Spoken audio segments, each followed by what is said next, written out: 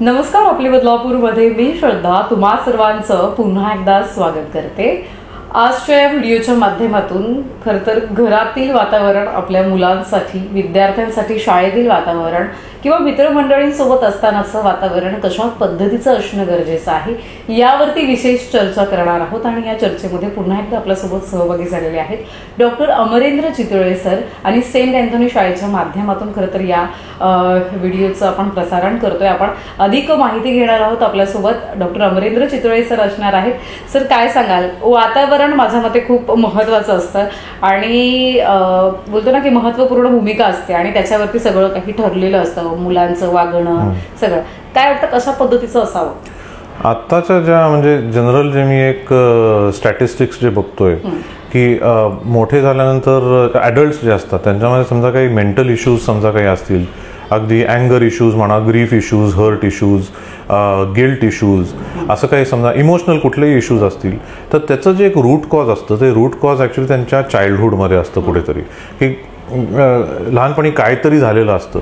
बरं, आता एन्व्हायरमेंट समजा आपण म्हटलं, वातावरण समजा आपण म्हटलं तर कुठली कुठली वातावरण आहेत म्हणजे मुलाच्या आयुष्यामध्ये? एक घरचं आहे, एक शाळेतलं आहे, एक जेव्हा मूल संध्याकाळी खेळायला जातं कुठे समजा ग्राउंडवरती जात असेल किंवा कुठलं तरी कोचिंगला वगैरे जात असेल तिकडचं असतं, ट्युशनचं असतं.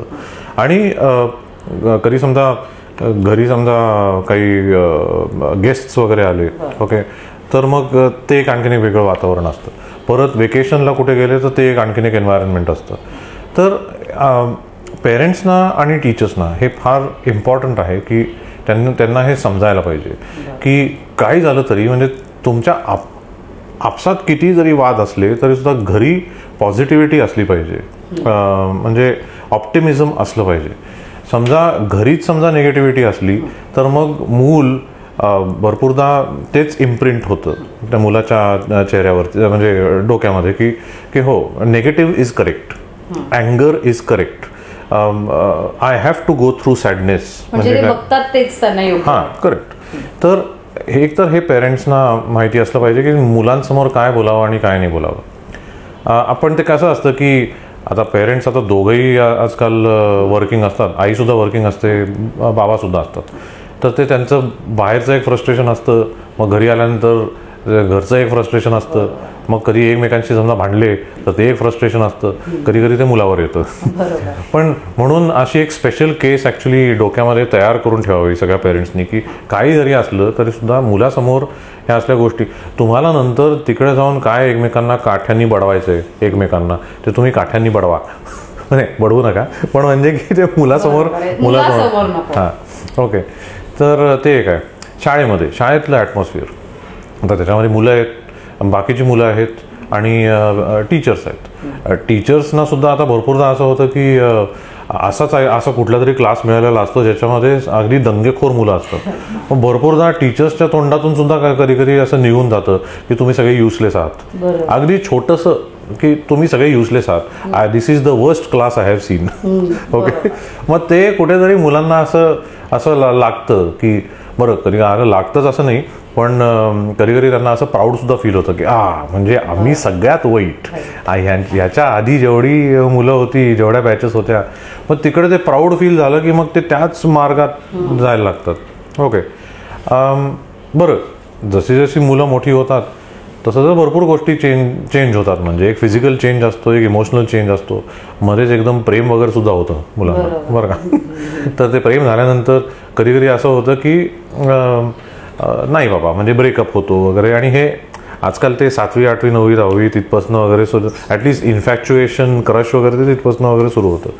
तर असं समजा कधी झालं तर पेरेंट्सचं लक्ष असलं पाहिजे मुलांवर की ठीक आहे, हे होणं नॅचरल गोष्ट आहे, इन्फॅक्च्युएशन होणं ही नॅचरल गोष्ट आहे, पण त्याच्यामुळे तर मूल सॅड झालं आहे आणि त्याच्यामुळे समजा मुलांनी ट्रॉमा धरून ठेवलेला आहे डोक्यामध्ये, तर तिकडे पेरेंटनी स्वतःची पेरेंटल हॅट काढून मित्र किंवा मैत्रिणीची हॅट घालावी आणि मग ते डिस्कशन करावं.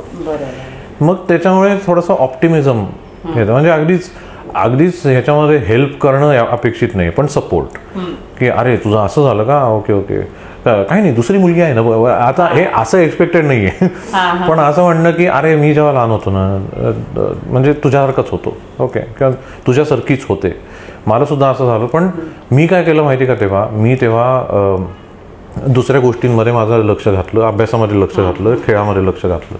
त्याच्यामुळे मला जरा त्याचा म्हणजे फरक जाणवला. असं स्वतःशी रिलेट करून जेव्हा तुम्ही सांगता तेव्हा मग त्यांना ते असं मग ते ऐकायला लागतात. हां, आईची स्टोरी, बाबाची स्टोरी, हां, मग ते ऐकायला लागतं आणि मग ते त्यांना ते असं बरं वाटतं की मीच एकटा नाही आहे ह्या. कारण ॲट दॅट पॉईंट समजा काही वाईट झालेलं असलं त्या मुलाच्या आयुष्यामध्ये, मुलांनी स्वतःलाच सिंगल आउट केलेलं असतं की मेरे साथी हो रहा है. द मोमेंट यू से दिस की नाही बाबा, तुझं जे होतंय ते नॅचरल आहे, त्याच्यातनं ग्लॅमर सगळं काढून टाकायचा. पहिली गोष्ट, हे नॅचरल आहे, माझ्याबरोबर पण झालं होतं, पण मी ठीक आहे ना आत्ता, असं. तर असं एन्व्हायरमेंट क्रिएट करणं फार इम्पॉर्टंट आहे.